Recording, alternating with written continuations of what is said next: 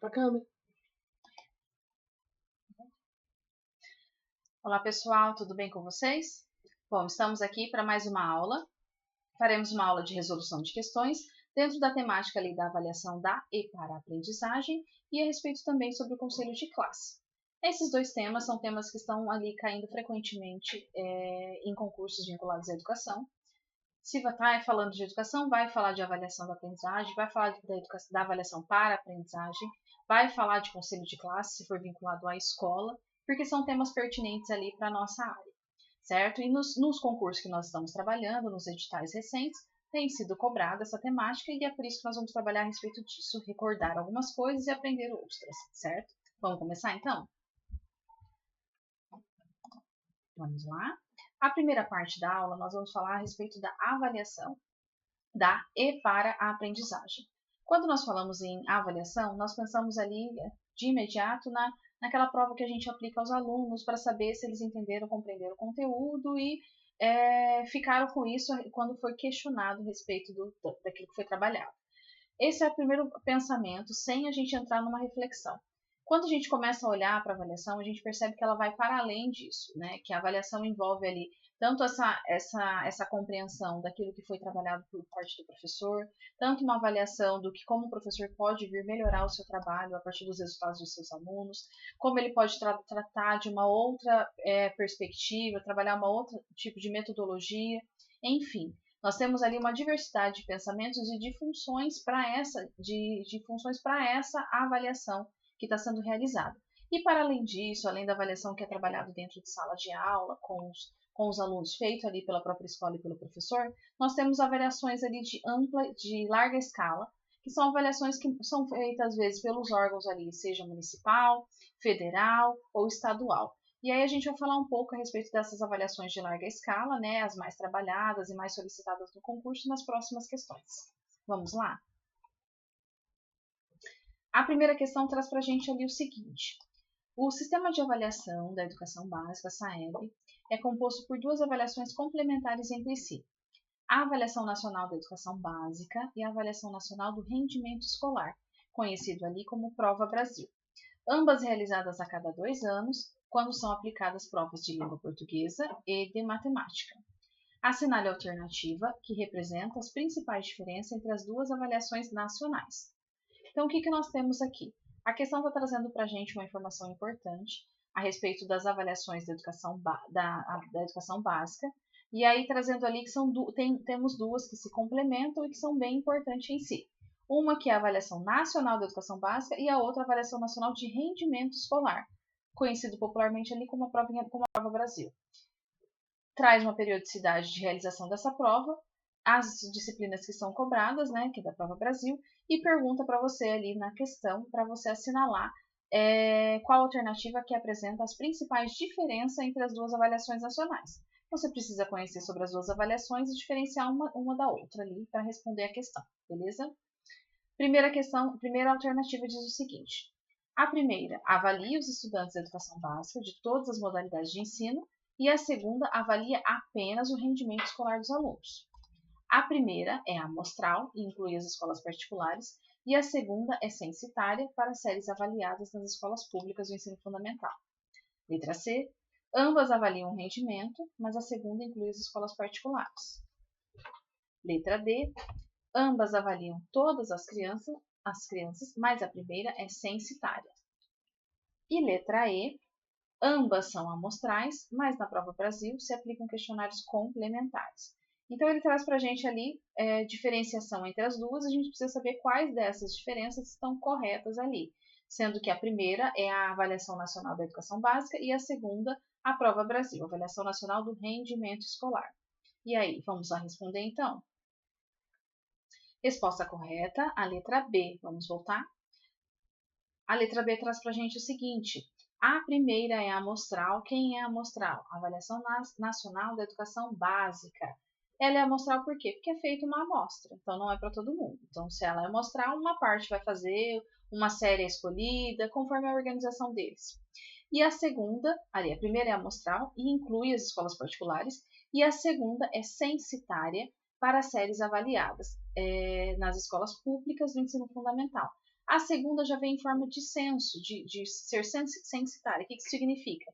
Que como um censo que é feito esse mapeamento aí de como está acontecendo a educação básica, a partir se faz essa avaliação e se faz esse mapeamento aí dessa questão de mensurar se a educação está sendo trabalhada como qualidade, se está havendo uma educação de qualidade no país, no município, enfim, a partir daquilo que vem sendo ensinado para os alunos, como dos parâmetros que são cobrados ali dentro dessa prova. Então, ela faz um censo ali de como está a qualidade da educação ali no nosso país, certo? Por isso ela é censitária. E ela é realizada nas escolas públicas do ensino fundamental. Beleza?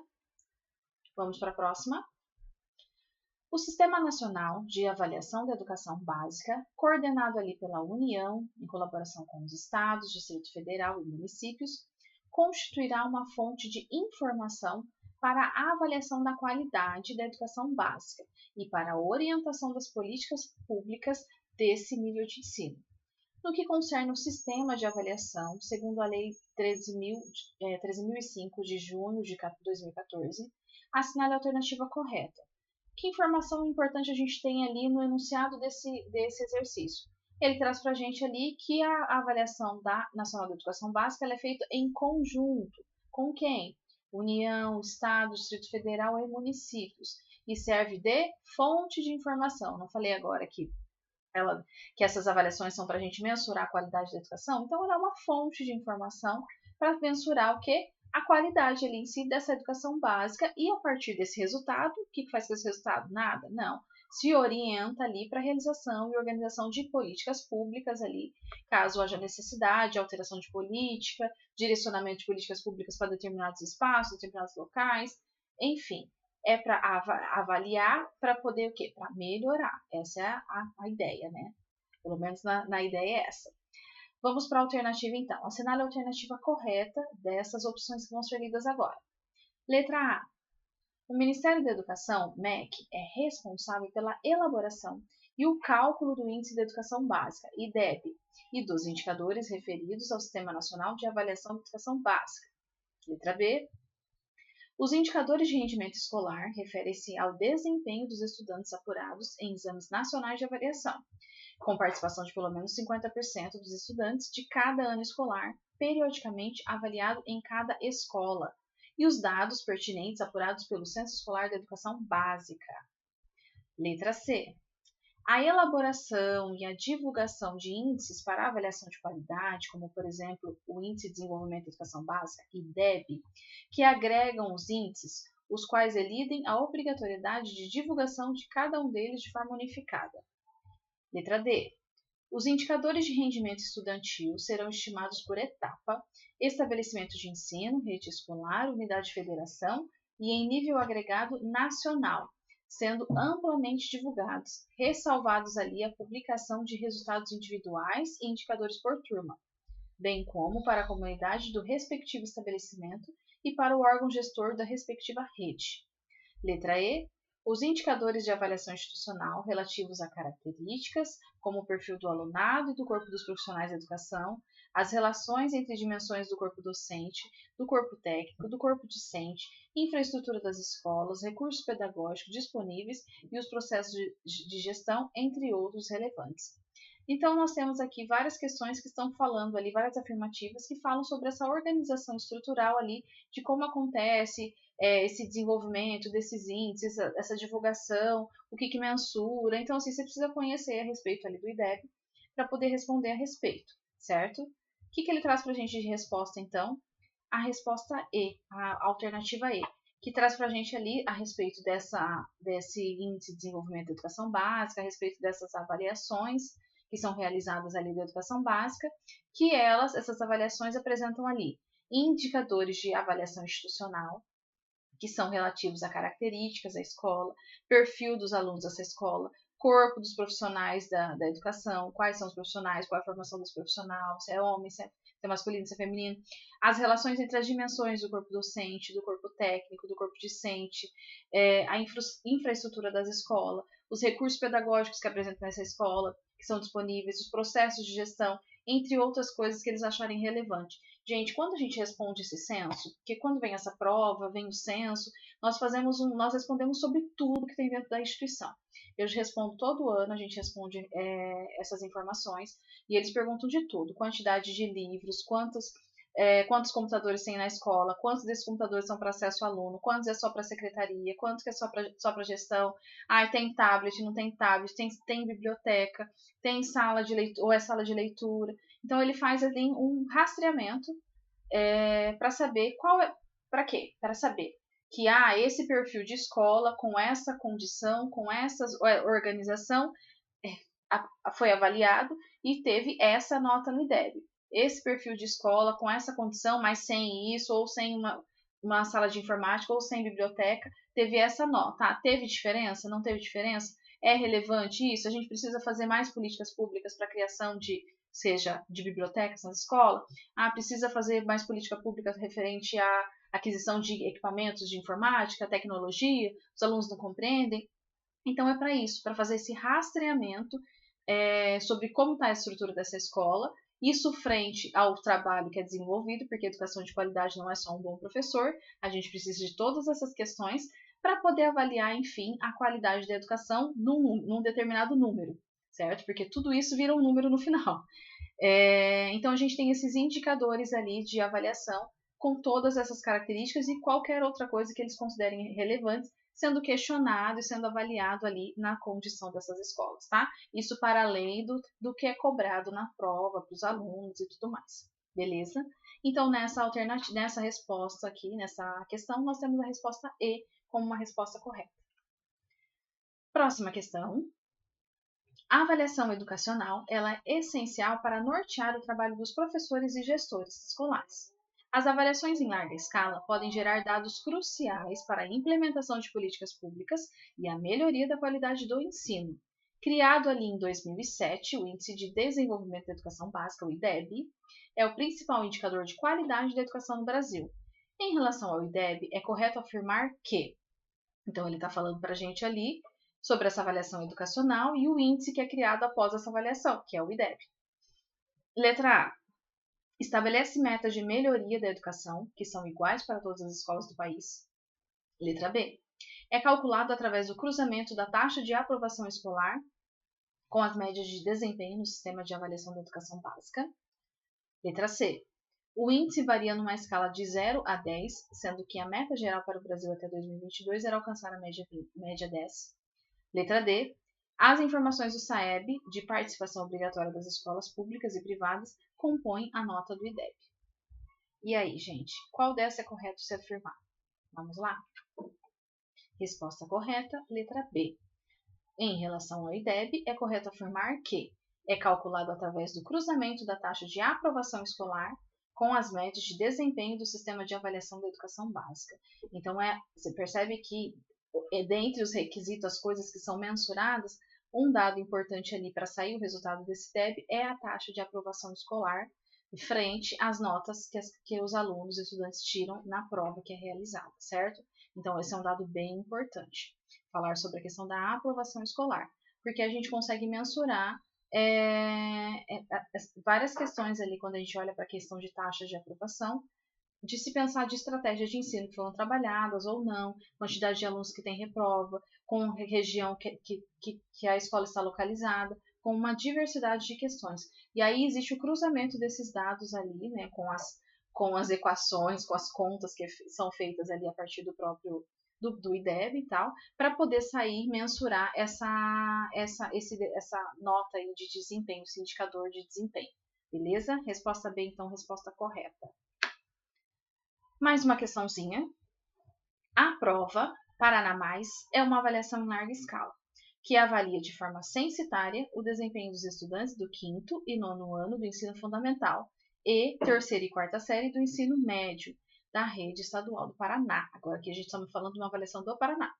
Bem como os estudantes do 5º e 9º ano do ensino fundamental da rede municipal daqueles vizinhos que aderiram à avaliação. Analise as afirmativas abaixo e dê valores de verdadeiro ou falso no que se refere aos objetivos da prova Paraná. Vamos lá. Primeira afirmativa. verificar a qualidade da educação pública em todo o estado do Paraná, produzindo resultados por estudante, turma, escola, município, núcleo regional e estado. Próxima é, indubitavelmente, uma ferramenta para o professor, equipe gestora da escola, secretário municipal de educação e sua equipe elaborarem, a partir de evidências, ações de melhoria da aprendizagem. Apresentar as proficiências, domínios dos componentes curriculares em língua portuguesa e matemática, onde os resultados servem de base para a implementação de políticas públicas, educacionais e de práticas pedagógicas inovadoras nas escolas estaduais. Última afirmativa, ser aplicado a cada 2 anos na rede pública e em uma amostra da rede privada, a Prova Paraná reflete os níveis de aprendizagem demonstrados pelos estudantes avaliados, explicando esses resultados a partir de uma série de informações contextuais. Aí, então, a partir disso, assinale a alternativa que apresenta ali a sequência correta de cima para baixo. Vamos para a resposta e vamos retornar. A resposta correta, ele traz para a gente a resposta letra A, verdadeiro nas 3 primeiras e falso na última. Vamos retornar lá. Então, ele quer saber para a gente ali o que é verdade a respeito dessa avaliação. Se a gente tem as 3 primeiras verdadeiras, já use como fonte de estudo. O que é verdade aqui? Que essa prova Paraná ela vem para verificar a qualidade da educação no Paraná inteiro, que ela produz resultado ali separado por categorias como turma, escola, município, núcleo, estado, que ela vem ali como uma ferramenta para o professor, para a equipe gestora e para todas as pessoas envolvidas ali trabalhar em melhorias para a aprendizagem, que essa prova vem para trazer a proficiência ali dos domínios da língua portuguesa e matemática, e esses resultados servem para implementar políticas públicas e práticas pedagógicas nas escolas. Não é tudo isso que a gente falou das questões anteriores, que tudo isso significa o quê? Mensurar a qualidade da educação, certo? E aí ele traz a última para a gente, como sendo a errada, que é ela dizendo que a prova é aplicada a cada 2 anos na rede pública e uma amostra da rede privada, e reflete o nível de aprendizagem demonstrado pelos estudantes avaliados, explicando esses resultados a partir de uma série de informações contextuais. Então, a gente tem ali a questão da rede privada, ali, né, que não entra nessa informação, por isso que ela traz ali essa última ali como a alternativa falsa, certo? E aí esses dados, resultados a partir de uma série de informações contextuais. As avaliações ali são feitas a partir as informações a partir de cada avaliação que é realizada ali, que é feita essa análise, beleza? A última alternativa é a alternativa errada, as demais ali todas corretinhas. Trouxe para vocês aqui, agora depois das questões, um informe ali sobre a Prova Paraná Mais, porque quando vocês forem fazer a prova do edital que é vinculado ao Paraná, ele vai trazer ali o que é a Prova Paraná e Prova Paraná Mais. Isso aqui eu tirei direto do site ali da Secretaria Estadual ali de Educação, do núcleo, e ele traz para a gente ali o seguinte, que a Prova Paraná Mais é uma avaliação de larga escala e que avalia de forma censitária o desempenho dos estudantes do 5º ao 9º ano do ensino fundamental. Gente, sempre se atrelem a essa questão dos anos, porque isso é muito cobrado e eles colocam isso para confundir vocês. Então, ela é realizada do 5º e do 9º ano, 3º e 4ª série do ensino médio. Então, são esses 4 anos que realizam essa Prova Paraná Mais. E aí também, né, para os estudantes de 5º e 9º ano de ensino fundamental da rede municipal de outros municípios que aderiram a essa avaliação. O objetivo dela ali, como a gente falou nas questões, verificar essa qualidade da educação pública no estado do Paraná, produzindo resultados ali, conforme nessa última questão que ele traz para a gente. Resultados por estudante, turma, escola, município, núcleo e estado. Então, ele traz essa categorização ali dos resultados obtidos na prova. E aí a questão do que é cobrado, que é a questão da proficiência na língua portuguesa e na matemática. Então, a gente tem aqui várias informações que nós utilizamos nas questões trabalhadas, estão aqui, a resposta, né? E aí o público-alvo quem são? Estudantes da rede estadual e municipal, do 5º e do 9º ano do ensino fundamental e do 3ª e 4ª série do ensino médio, certo? Então, são informações importantes aqui a respeito da Prova Paraná Mais. Pensando ali Prova Paraná e Prova Paraná Mais, que diferença a gente tem entre as duas? A Prova Paraná regular Paraná regular e digital são avaliações ali distintas da Prova Paraná Mais, que ela acontece ali em meados ali de outubro e novembro. A Prova Paraná, que tem a sua versão ali digital e a sua versão em papel, ela é aplicada para todos os alunos da rede a cada trimestre. Então, fechou o trimestre, aplicada essa prova, então é mais de uma vez ao ano, certo? A gente viu questão falando ali, que é a cada 2 anos, não. ela é aplicada a cada trimestre.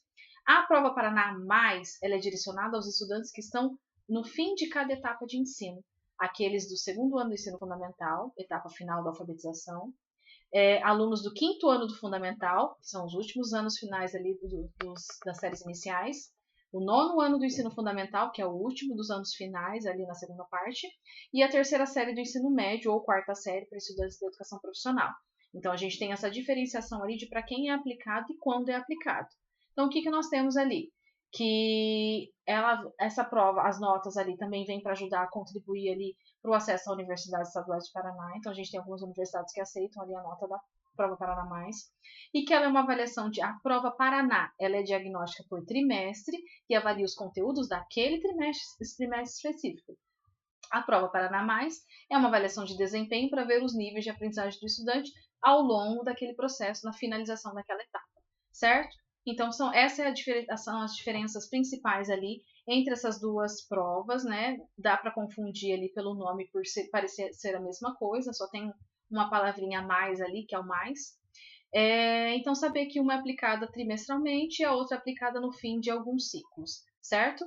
Então, trouxe esse trecho aqui para vocês terem para estudar, para diferenciar quando houver e verificar isso durante as questões ali, no momento de estudo, beleza? Vamos para o conselho de classe, então?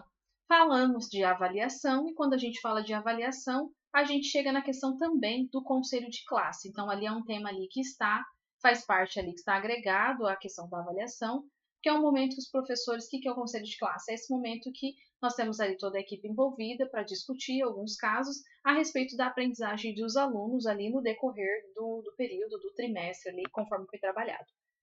Vamos lá, então? Primeira questão. Vamos lá. Sobre o conselho de classe, leia as afirmativas.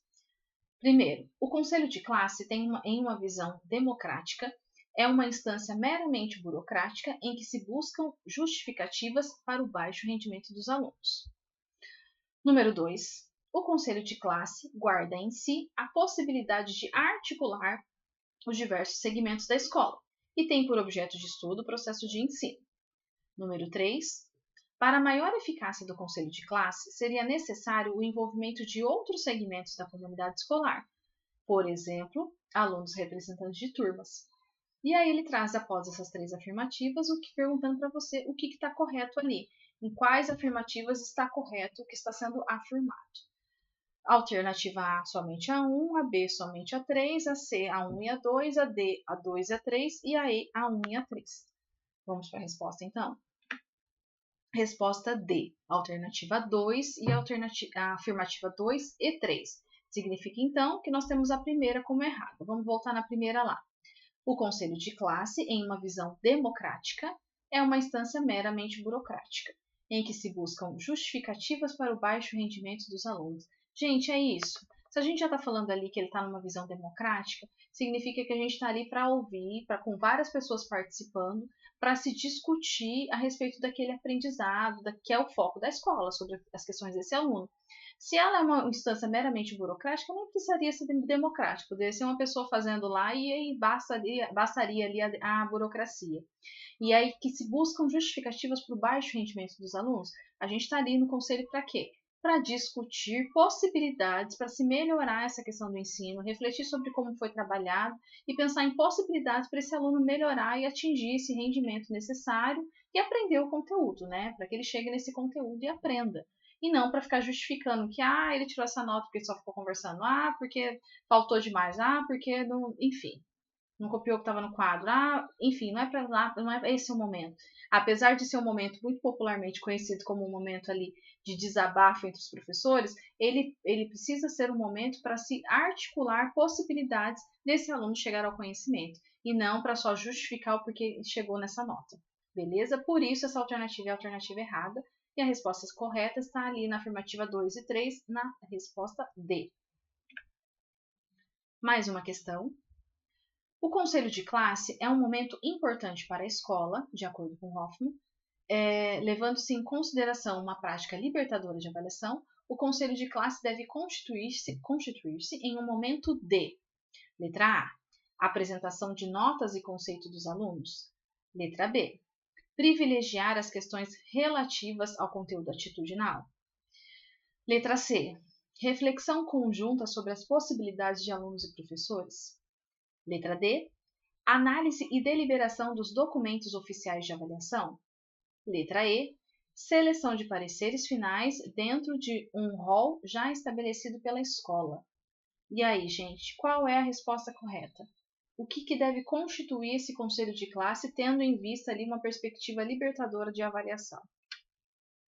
Resposta correta, letra C. Deve constituir-se, então, como uma reflexão conjunta sobre as possibilidades de alunos e professores. Tome muito cuidado não responder uma questão desse tipo, porque às vezes a gente olha para ela e vê várias coisas e fala, não, é isso mesmo que acontece. Mas ele está perguntando para você, se a gente considerando uma prática libertadora de avaliação, o que deve ser o momento, para que deve servir aquilo lá. Não é somente, por exemplo, apresentar nota e conceito dos alunos. Você vai apresentar a nota dos alunos, porque você vai precisar dessa nota para poder trazer a discussão. Mas não é esse o foco. Você vai, letra B, privilegiar as questões relativas ao conteúdo atitudinal. Você vai falar dos comportamentos, das atitudes e tudo mais. Mas esse não é o privilégio, não é o foco ali dessa discussão, né? Não é isso que vai ser privilegiado ali. A análise e deliberação dos documentos oficiais de avaliação. Você vai tratar sim, daquilo que foi decidido, da deliberação do que o grupo chegou ali num acordo, mas também não é foco, só ficar deliberando ali, passou, não passou, reprova, aprova. A seleção de pareceres finais num rol já estabelecido pela escola.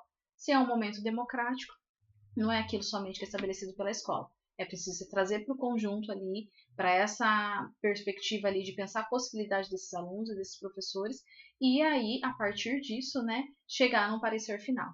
Beleza? Resposta C, então, resposta correta. Mais uma.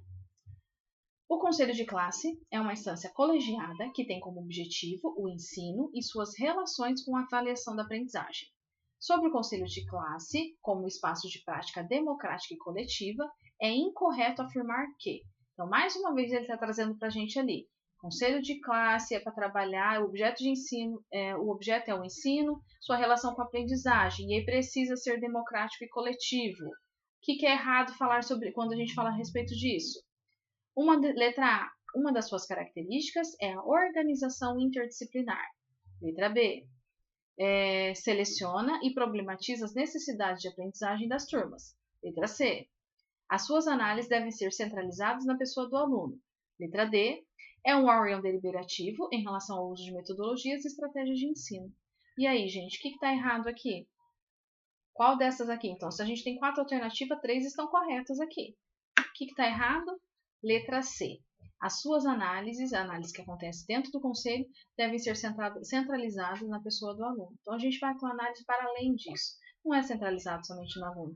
Muitas vezes a gente tem que mudar a nossa metodologia, a forma de trabalho. Se a gente está num grupo para discutir, não necessariamente ele foi mal em todas as disciplinas, às vezes é somente na minha. Pensar no coletivo novas estratégias, novas possibilidades para que esse aluno chegue ao conhecimento, para que esse aluno aprenda e que a gente consiga ali minimamente uma educação de qualidade. Certo? Então, a ideia ali, o que tem errado é essa centralização somente ali no aluno. O aluno é ocupado de tudo e eu sou o melhor professor do mundo, não preciso mexer em nada, a escola é a melhor do mundo, então se deu errado, a culpa é somente dele. Não, não é essa a ideia, não é essa a perspectiva.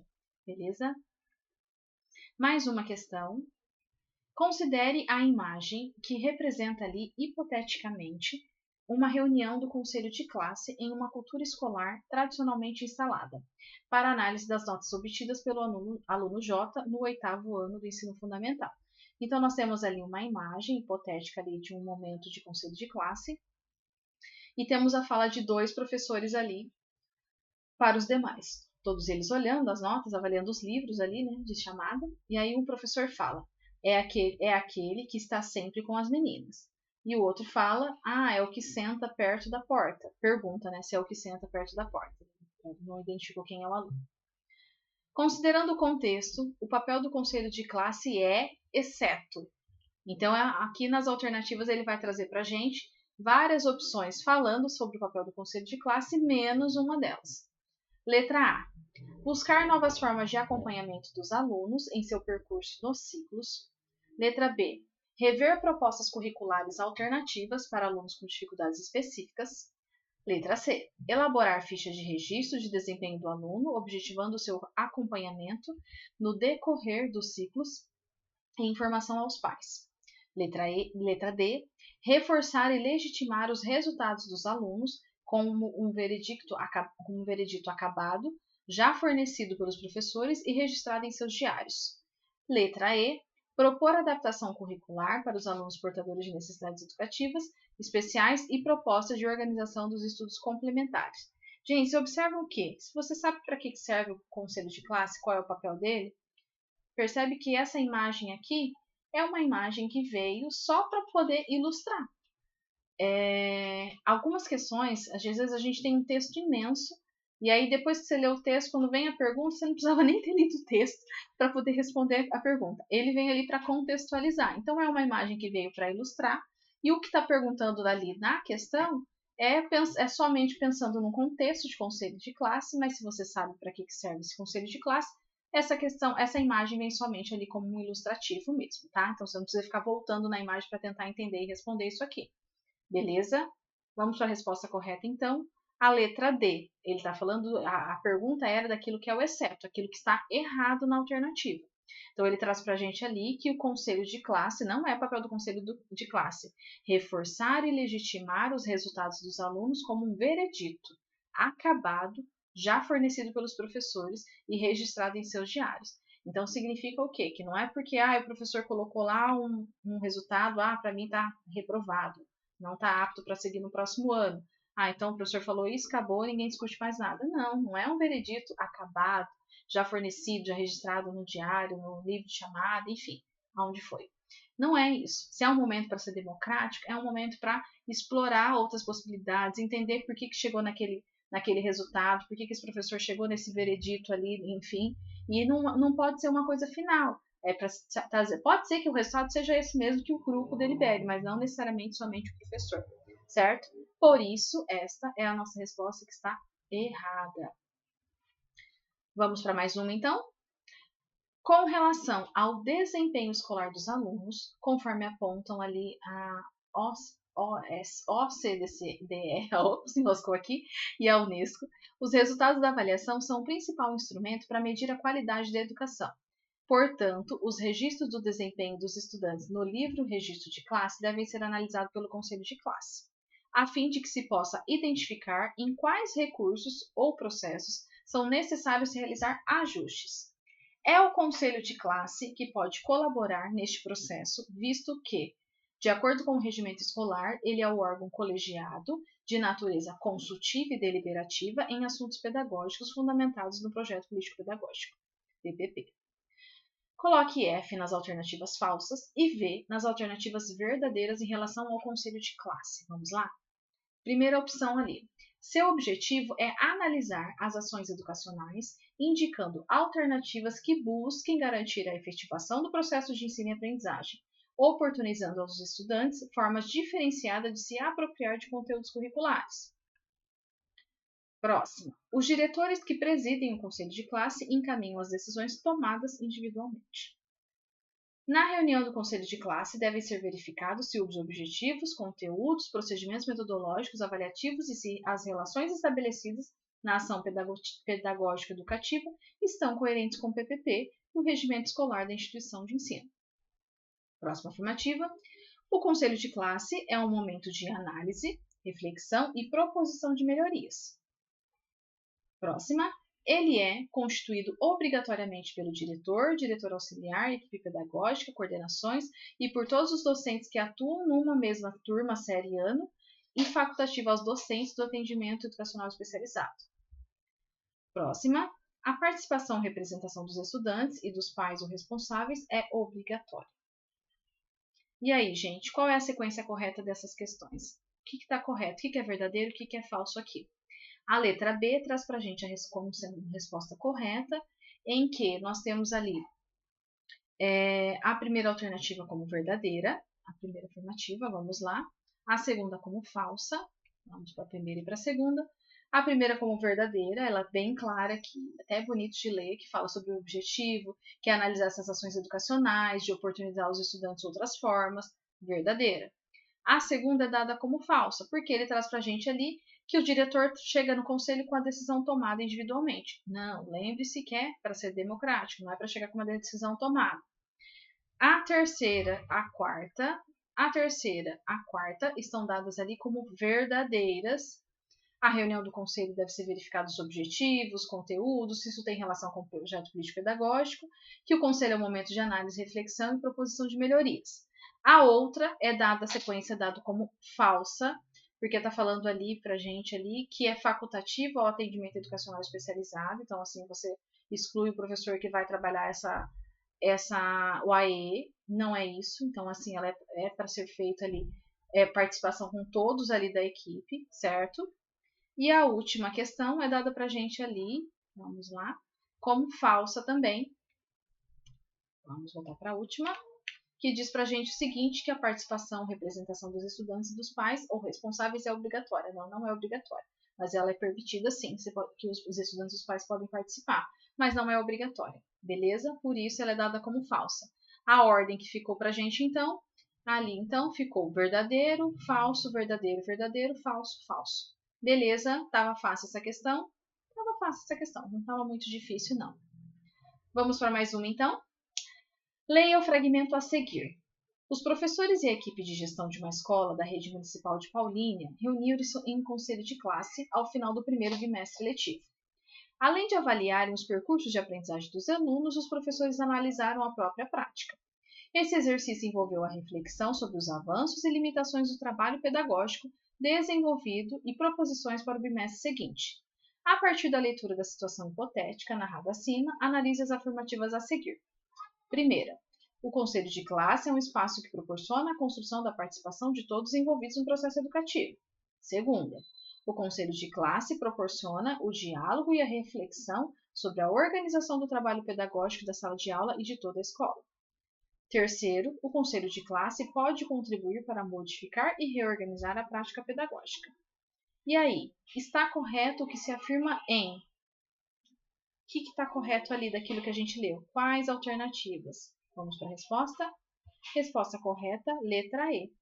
Todas as afirmativas estão corretas. Então, o conselho ele vem para proporcionar essa construção da participação de todos os envolvidos, é para acontecer diálogo e reflexão sobre o trabalho pedagógico da sala e de toda a escola, é para contribuir e modificar alguma prática pedagógica que percebe-se ali que não foi bacana, que não está dando certo, que não está trazendo bons resultados. Então, guarde a palavra reflexão e possibilidades como palavras essenciais para se pensar ali o conselho de classe. Resposta E, a resposta correta, então. Bom, pessoal, então é isso. Nós falamos nessa aula a respeito ali da avaliação da aprendizagem, falamos sobre a avaliação ali de larga escala, IDEB, SAEB, Prova Paraná, Prova Brasil. E aí, depois das avaliações, falamos um pouco ali a respeito do conselho de classe, trabalhando ali qual deve ser o objetivo desse conselho de classe e qual não deve ser o objetivo e foco desse conselho de classe, certo? Ficamos por aqui, espero que vocês estudem, tirem as dúvidas e a gente se encontra em próximas aulas, ok? Um abraço, até breve.